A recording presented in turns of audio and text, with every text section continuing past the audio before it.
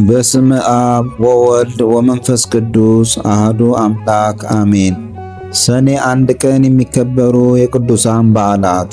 እነሆ ሰኔ ገባ። የሰኔ መዓልት። ከዓመቱ 13 ወራት የሰኔ መዓልት ለምን ረዘመ ብንል መልሱ አጭር ነው። ይህ የእግዚአብሔር ጥበብና ሥራ ነው።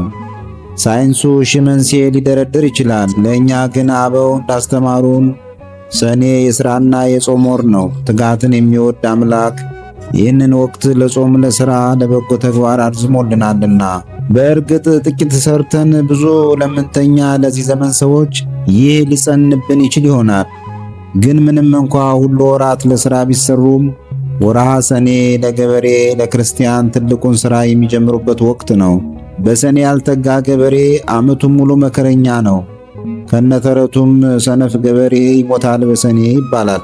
ክርስቲያን ከበዓለ ሃምሳ ማግስት በዓለ ጰራቅሊጦስን ተደግፎ ሰኔን ሊተጋባት ግድ ይላል። በመከራ ዘመን የሚመስል ክረምት ሳይመጣ በወርሃ ሰኔ ሊተጋ ግድ ይለዋል።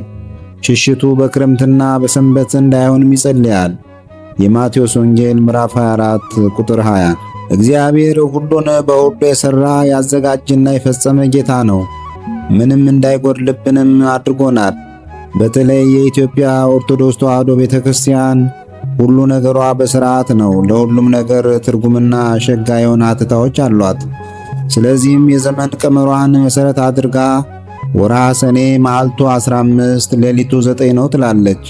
ብርሃኑ ሲበዛም እንዲህ ትለናለች። ብርሃን ጌታ ነው። የዮሐንስ ወንጌል ምዕራፍ 9 ቁጥር 5። ብርሃን ድንግል ማርያም ናት። ራእየ ዮሐንስ ምዕራፍ 12 ቁጥር 1። ብርሃን ቅዱሳን ናቸው። የማቴዎስ ወንጌል ምዕራፍ 5 ቁጥር 14። ቀጥሎም መጽሐፍ እንዲህ ይለናል። አምጣነ ብክሙ ብርሃን እመኑ በብርሃን ከመትኩኑ ውሉደ ብርሃን ዘንበለ ይረክብክሙ ጽልመት። ጨለማ ሳያገኛችሁ ብርሃን ሳለላችሁ የብርሃን ልጆች ትሆኑ ዘንድ በብርሃን እመኑ። የዮሐንስ ወንጌል ምዕራፍ 12 ቁጥር 36። አምላከ ብርሃን ወላዴ ሕይወት አምላካችን ቸር ብርሃኑን ይላክልን፣ ተረፈ ዘመኑንም የሰላምና የበረከት ያድርግልን። ቅዱስ ዮሴፍ ጻድቅ። ቤተ ክርስቲያን በዚህ ስም ብዙ ቅዱሳን አሏት። በተለይ ደግሞ እስራኤል የተባለ የቅዱስ ያዕቆብ ልጅ ቅዱስ ዮሴፍ ከሁሉም ቅድሚያውን ይይዛል። ታላቁ ቅዱስ መጽሐፍ ላይ በስፋት ታሪካቸው ከተጻፈላቸው ቅዱሳን አንዱ ነው። ስለዚህ ቅዱስ ዝርዝር መረጃን ለማግኘት ኦሪት ዘፍጥረትን ከምዕራፍ 39 እስከ 50 ድረስ ማንበብ ይኖርብናል። ከዚህ በተረፈም በዜና ቤተ ክርስቲያን ስለ ቅዱሱ ብዙ ተብሏል። መጽሐፍ ቅዱስ ሲጀምር ስለ ቅዱሱ ሰው አዳም ይነግረናል። ቀጥሎም ስለ ቅዱሳኑ ሴት ሄኖክ፣ ኖህ፣ ሴም፣ አብርሃም፣ ይስሐቅ፣ ያዕቆብ ነግሮን ቅዱስ ዮሴፍ ላይ ይደርሳል። ቅዱስ ዮሴፍ ያዕቆብ ወይም እስራኤል ከሚወዳት ሚስቱ ራሔል ከወለዳቸው 2 የስስት ልጆች አንዱ ነው። ቅዱሱ ምንም እናቱ ብትሞትበትም በአባቱና በፈጣሪው ፊት ሞገስ ነበረው። ምክንያቱም ቅን፣ ታዛዥና የፍቅር ሰው ነበርና።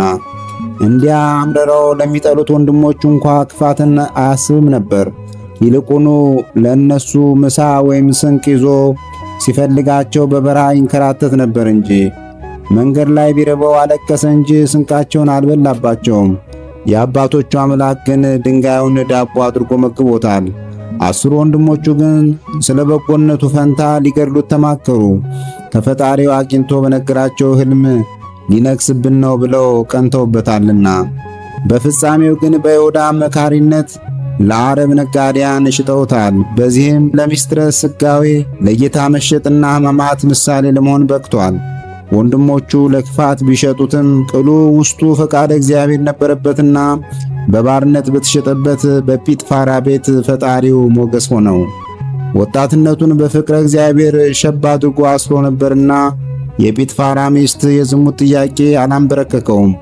ማንም አያንም ስትለውም እፎ እገብረ ኃጢአተ በቅድመ እግዚአብሔር፣ ማንም ባያይስ እንዴት በፈጣሪ ፊት ኃጢአትን እሰራለሁ በማለት ከበደል አምልጧል። ስለዚህ ፈንታም የእስር ቅጣት አግኝቶታል። ጌታ ከእርሱ ጋር ቢሆን በእስር ቤትም ሞገስን አገኘና አለቅነትን ተሾመ። የሃደረ ዮሴፍ ዘእንበለ ሲመት እንዲል መጽሐፍ። ከዚያም የንጉሡን ወይም የፈርዖንን ባለሟሎች ሕልም ተረጎመ። ቀጥሎም ንጉሡን በሕልም ትርጓሜ አስደመመ። ፈርዖንም ቅዱሱን በግዛቱ ግብፅ ላይ ሾመው። ቅዱስ ዮሴፍ በምድረ ግብፅ ነግሶ ሕዝቡን ከረሃብ ታደገ። ለቅዱስ አባቱ ለእስራኤልና ክፉ ለዋሉበት ወንድሞቹም መጋቢ ሆናቸው። አሰኔት የምትባል ሴት አግብቶም ኤፍሬምና መናሴ የተባሉ ልጆችን አፍርቷል። በመንገዱ ሁሉ እግዚአብሔርን አስደስቶ ከአባቱ ዘንድም ምርቃትና በረከትን ተቀብሎ በ110 ዓመቱ በዚች ቀን በመልካም ሽምግልና አርፏል። ወገኖቹም በክብርና በእንባ ቀብረውታል። አጽሜን አፍልሱ ብሎ በተናገረው ትንቢት መሠረትም ልጆቹ እነ ቅዱስ ሙሴ ከግብፅ ባርነት ሲወጡ አጽሙን ወደ ከነዓን አፍልሰዋል። ቅዱስ ለውንቲዮስ ሰማዕት። ቅዱሱ የተወለደው በ3ኛው መቶ ክፍለ ዘመን አካባቢ ሲሆን አገሩ ጠራብሎስ ትባላለች።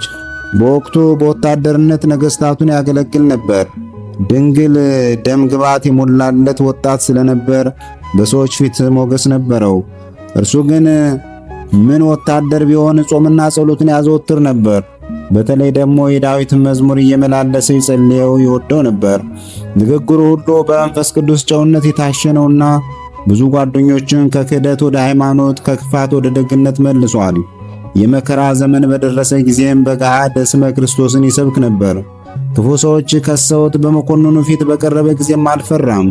ወታደሮቹ መሬት ላይ ጥለው እየደበደቡት ደሙ እንደ ጎርፍ እየተቀዳ እርሱ ግን ይዘምር ነበር። በመጨረሻም ስለ ክርስቶስ ፍቅር አንገቱን ተሰይፏል። ቅዱስ ለውንቲዮስ እጅግ ታምረኛ ሰማዕት ነውና በእምነት እንጥራው። ቤተ ክርስቲያንም ዛሬ ቅዱሱን ታምራት ታስባለች። ቅዳሴ ቤቱም የተከበረው በዚህ ዕለት ነው። አምላከ ቅዱሳን ወርሃ ሰኔን የፍሬ የበረከት የንስሐ የጽድቅ አድርጎ ይስጠን። ከሰማዕቱ ጽናትንና ጸጋ በረከትን ይክፈለን።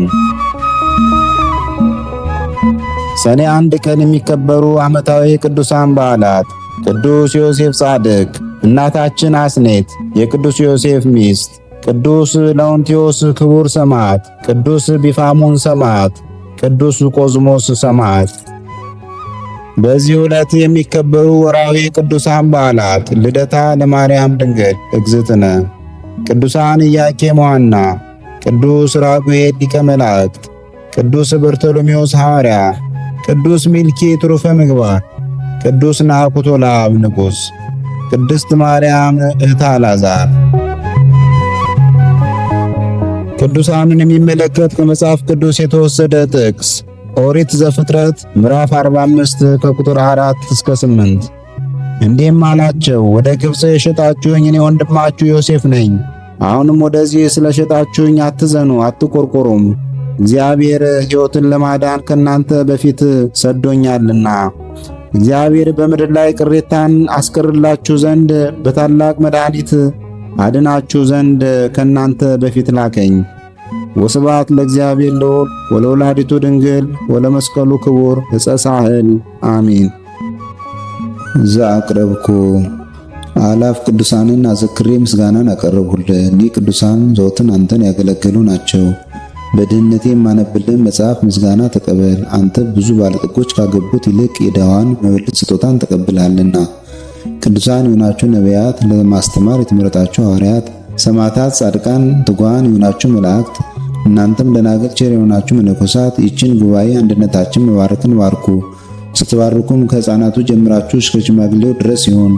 በብራና በወረቀት የጻፈውን ሊያስደርስ በገንዘብ ዋጅቶ ያጻፈውን አምኖ ያነበበውን ወደ ሌላ ልሳንም የተረጎመውንም በዝነ ልቦና አምኖ የሰማውን ከጠብ ከክርክር ከመከራ ከችግር በምትሰውር በእናቱ በማርያም ጸሎት ኢየሱስ ክርስቶስ ሁላችን አንድ ላይ ይማረን፣ ቅዱስ መንፈሱንም ይላክልን ከዛሬ ጀምሮ ለዘላለሙ ዳግመኛም እስኪመጣ ድረስ አሜን።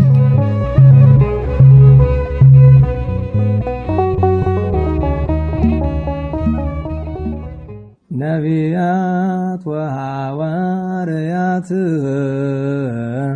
ጻድቃን ወሰማዕት ደናግል ወመነኮሳት አይሩግ ወሕፃናት